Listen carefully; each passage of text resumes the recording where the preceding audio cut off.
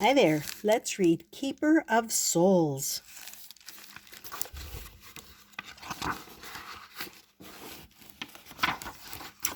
Colin was the best shoemaker in the kingdom.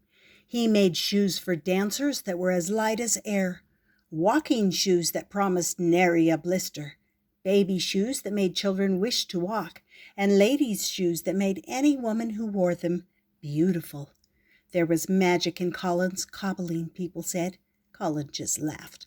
A well-made shoe does what it's supposed to do, he said. People came from far and near to buy Colin's shoes. He could have easily made a fortune. Indeed, some of his shoes sold for great amounts, those with gold or ruby insets, for example. But the profit Colin made on rich people's shoes was offset by the profit he lost on the shoes he made for the less fortunate. Those he sold for mere coppers, though the workmanship was just as fine as the others, if the materials were not quite so grand. As the years passed, more and more people came to depend on the cobbler. Then one night a knock came at his door, a slow, thudding sound, and a cold wind slithered in. Colin moved closer to the fire, sure he imagined the knock. It came again, and he could deny it no longer. With a strange sort of dread, Colin swung open the door to find a tall figure cloaked in black filling the doorway. The figure stepped inside and pulled a parchment from a long, dark sleeve. "I'm Death," he declared, in a voice that spoke of graveyards and dark, starless nights. "Are you Colin the cobbler?" For a moment, Colin was tempted to say that he wasn't, but, being a truthful man, he nodded his head. "I am. What do you wish?" "What does Death ever wish?" the dark visitor replied. "I've come for your soul. Your time has passed, and you must go with me." Colin looked at the work left undone on the bench, and he thought of the feet that would go cold and bare. Then he took a closer look at Death. "You're barefoot," he blurted.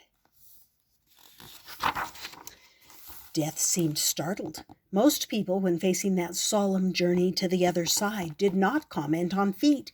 He raised his black robe slightly. "What of it?" Death asked. An idea crossed Colin's mind.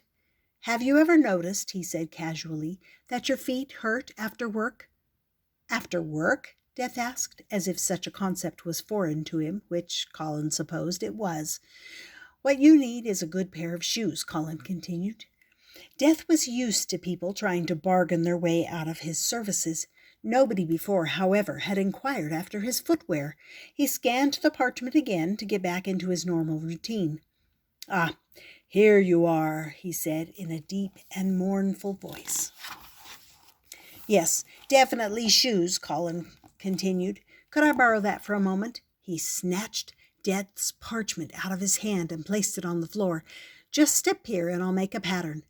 Bemused, Death did as he was told. Colin grabbed a piece of charcoal and sketched around Death's feet. Then, blowing on his hands, for they were now deathly cold, he cut out the pattern. "Sandals, I think," Colin said, considering they would go with the robe.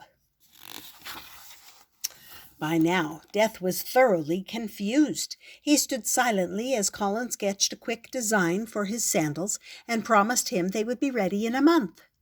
"Well, if that's all," Colin concluded, "I'll see you in 4 weeks." He ushered Death out the door, closing it swiftly behind him. For a moment Colin waited, fearing to hear that knock again, but Death must have been completely flustered, for he did not come back that night. 4 weeks later, however, Colin was heading to bed when he heard the same slow knock again. Reluctantly, he swung open the door, and Death stood on the doorstep with a new parchment. "You are Colin the cobbler?" he asked.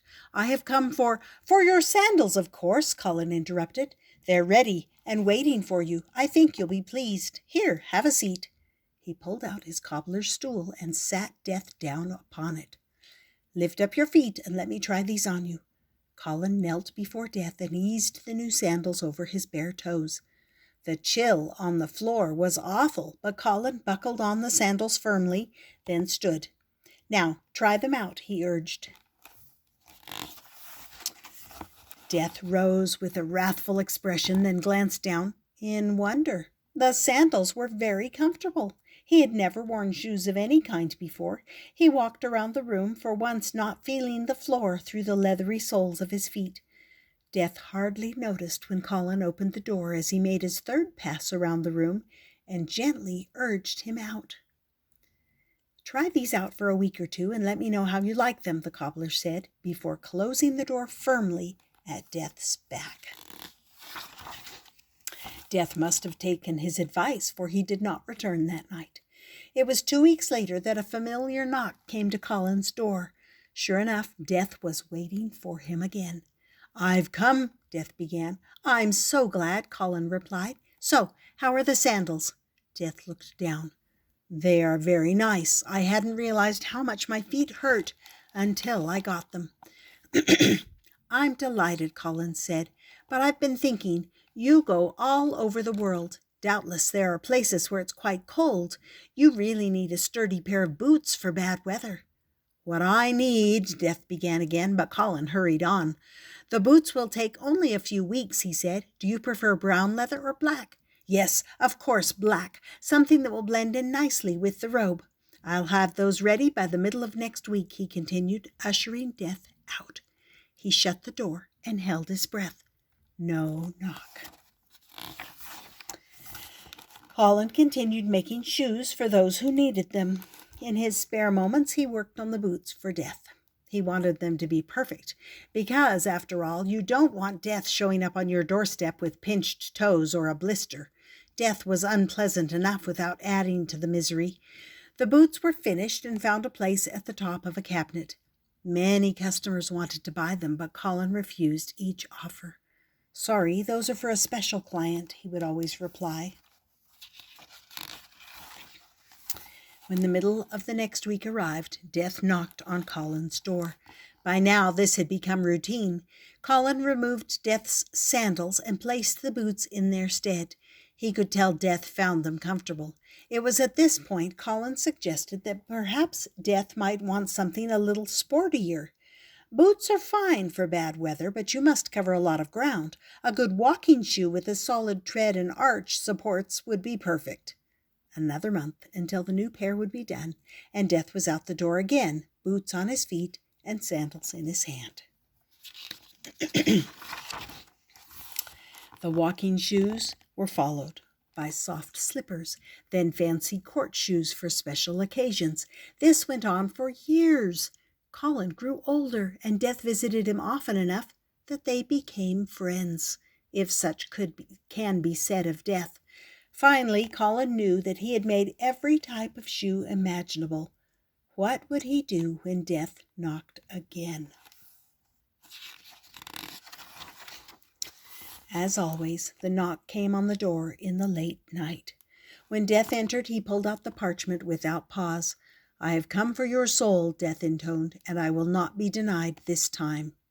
Colin smiled. "And what do you think I've been giving you all these many years?" he asked Death. "I've given you soul after soul." There was a dark and ominous silence. Colin could not look at Death, so he stared down at the warm and comfortable shoes that Death wore. Then a strange sound broke the silence, a sound Colin had hardly dared believe he would hear. Death was laughing. "Cobbler," Death said, "you speak the truth, and I cannot deny it. All men must come with me eventually, but I'll wait until the souls you have given me have worn out. Then I'll come for the soul I should have taken in the first place." Colin smiled. Death would wear out his shoes eventually, but they were good shoes, solid shoes, well-made shoes. It would be many years before Death would stand on his doorstep again. That was called Keeper of Souls. I hope you enjoyed that and that you subscribe and come back often, and we'll see you next time here on Stories with Grandma.